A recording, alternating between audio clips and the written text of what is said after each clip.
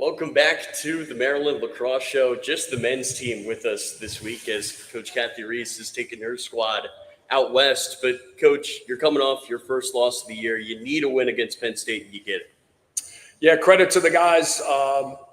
It's a long season. You go through a lot of ups and downs. And obviously when, you come off a loss or you have some adversity, it's really how you respond, which is a big part of the experience here, knowing what these guys are going into, the type of world we live in right now. So proud of those guys, bouncing back, coming out, just focused, ready to go, especially on senior day.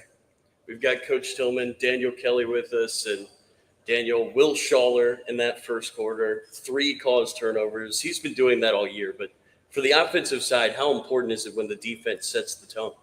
It's very important. Schaller's been amazing all year. He's been a great teammate, but he makes a ton of juice plays, energy plays that really fuel us on the other end. And he's been doing it all year, every week, and we expect him to continue to do that down the line.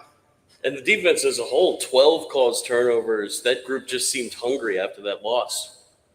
Yeah, those guys have been great all year. The caused turnovers, for us, I know Jesse does a great job, he and Coach Obransky with that defense. And we don't necessarily go into any game, with a goal of trying to get a certain number of caused turnovers. I think for us, just playing really good, sound defense is really the goal, forcing shots that we want to give up. And if those opportunities present themselves, it's great. But I do think if we just move our feet, the guys are on the same page, we're communicating, we're flying around, normally good things are probably going to happen.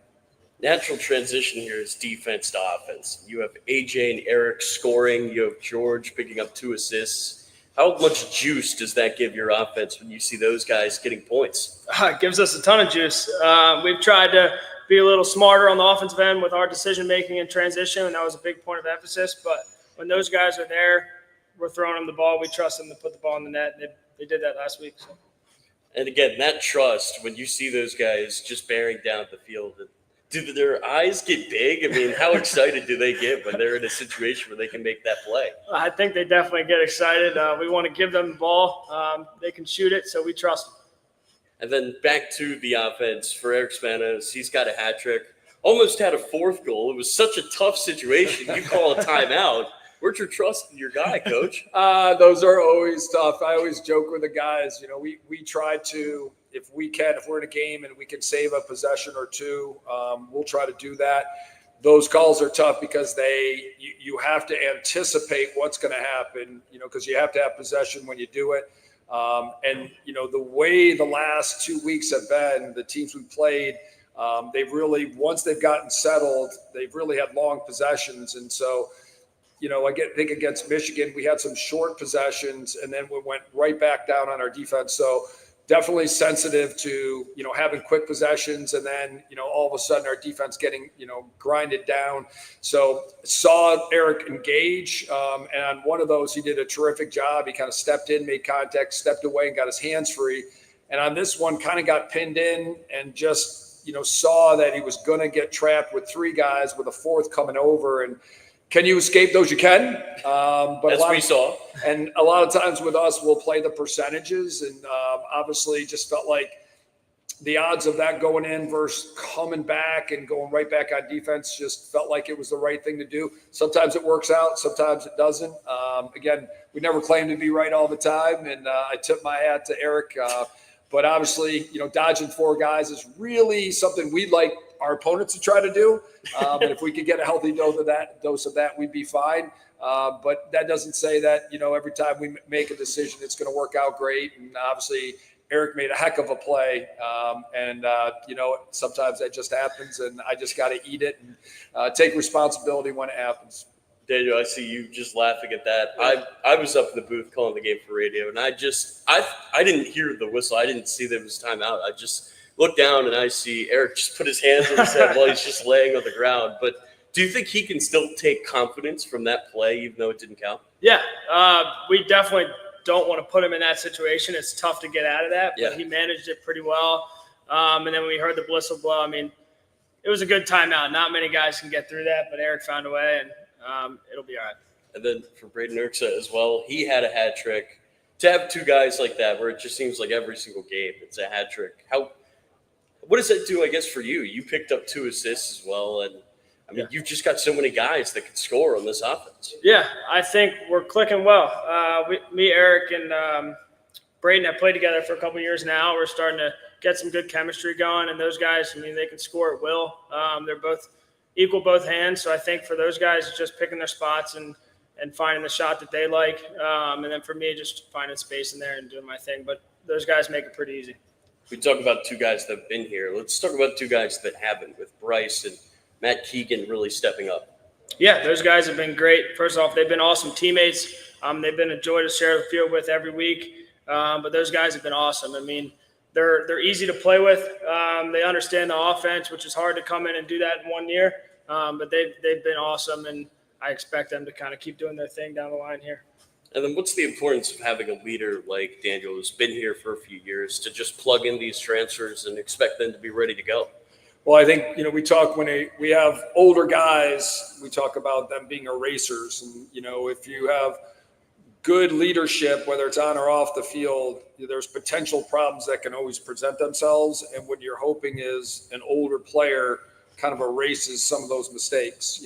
They give guys good guidance before they happen. And when it comes to making a decision, or, in the moment, maybe someone's not where they need to be on the field, and Daniel's great at communicating where they need to be. He's like a coach on the field. And so they, instead of being imbalanced or, making a mistake, they prevented that mistake and again, erase some of those problematic situations that could arise. So, we have a lot of faith and trust in Daniel. He's been around the game a long time. He's, like a coach on the field, and he's going to most likely end up being a coach, and he'll be a great one. He'll probably should slide in next year after he graduates and take over. So, For you, you've been in this program. This is now year 5, but you've always kind of had a different role. Yeah. 6 goals or so your first 2 years. Then you lead the team in goals. Yeah. Last year, you kind of come off the bench a little bit. Now you've already matched your points total from last season. For you, what does that mean to kind of take on that new challenge every year? Yeah, every year is different. There's new guys. Last year, I was a little dinged up throughout the year. I'm healthy. But for me, it's just about being easy to play with, being simple, trying to be the guy down there that can control the game a little bit, not make dumb mistakes, because you are a veteran, and the coaches expect you to kind of play simple within yourself, but also kind of control the offense a little bit. But for me, it's the guys around me. They make it pretty easy. They're fun to play with. They're easy to play with, and we're kind of bouncing off each other this year very well, and it's been really fun. Do you think that kind of the path that he has blazed sets an example for some of these younger guys that maybe aren't getting involved the first 2 years, that there is still a path to being a big contributor to this team down the line? Oh, yeah. I mean, in that 22 team, right, it was a pretty veteran group. But the one thing that you had is you had good leadership and guys that if you were on the bus and you were paying attention, you walked away with a pretty good blueprint of, how to be successful in college, whether it was Logan Wisnauskas or John Donville or Keegan Kahn. You had some really good players, but they were good for a variety of reasons, whether it's their practice habits, the way they carried themselves, what they did off the field, their leadership skills, their poise, their mentality, the way they treated their teammates. So Daniel's a very bright guy. He's also a guy that, he's always watching, he's always learning. He's a pretty perceptive guy.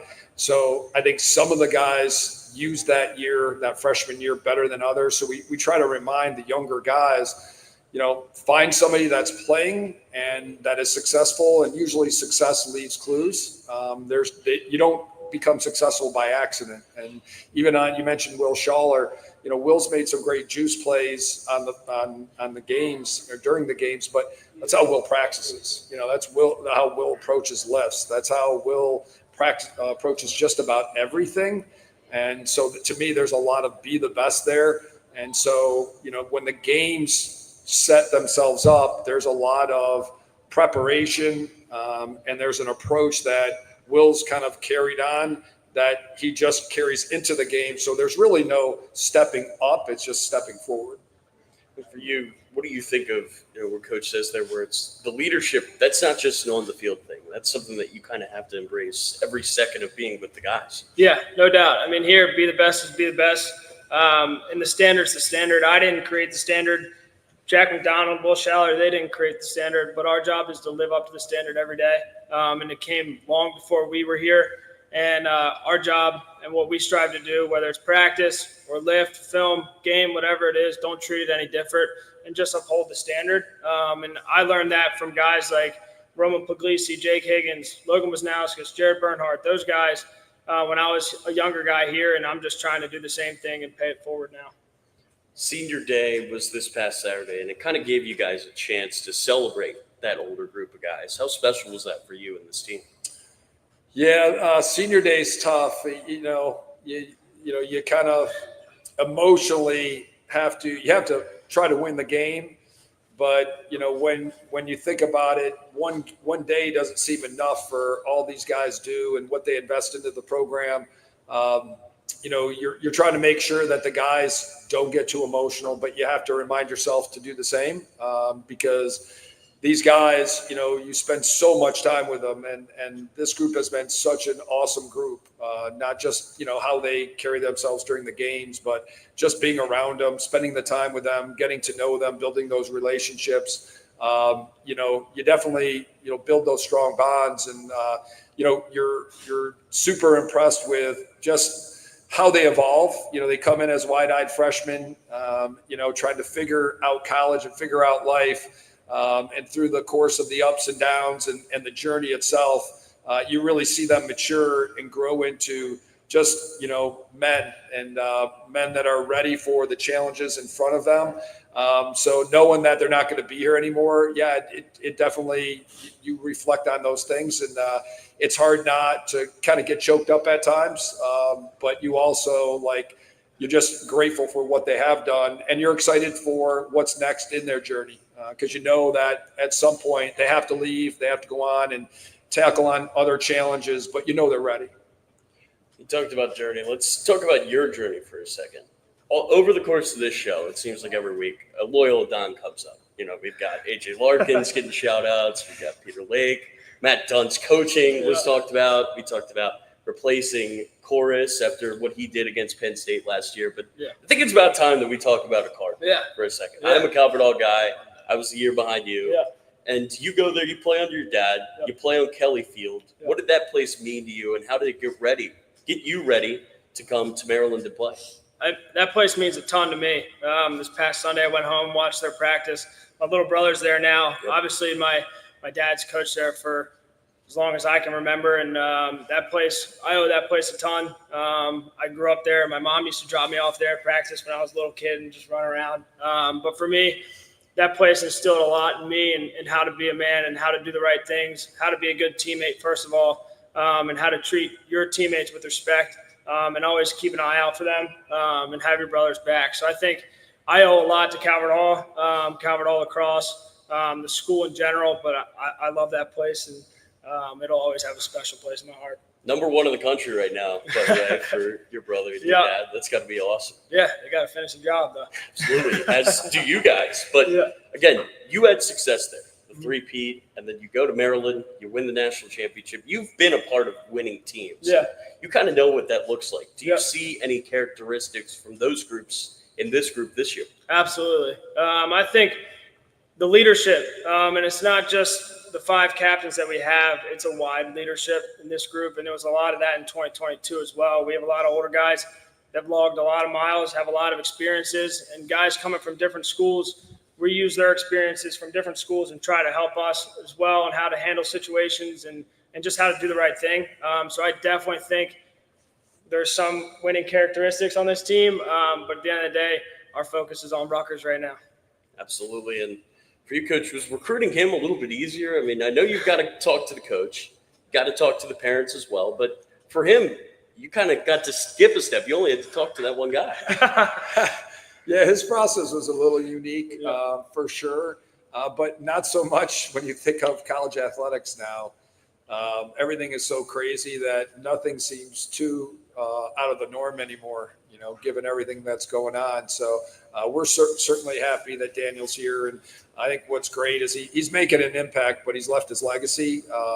The guys that are here will be impacted by the way he carried himself for a long time. And I could say that about a lot of our guys this year. But I could say that about a lot of guys, that have walked out the door, the Ajaxes, the Brett Makars, because they didn't make it about themselves. They made it about everybody else. And again, that rubs off and that multiplies to the younger guys. And again, that's part of what redefines and just establishes and maintains that culture.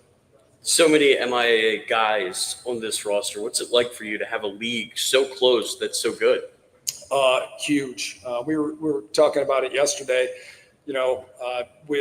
With that league, it's so competitive. You're in a metropolitan area, and you have a lot of guys that grew up in the area that are back in the area, and certainly the league has great head coaches, and there's a lot of talent locally.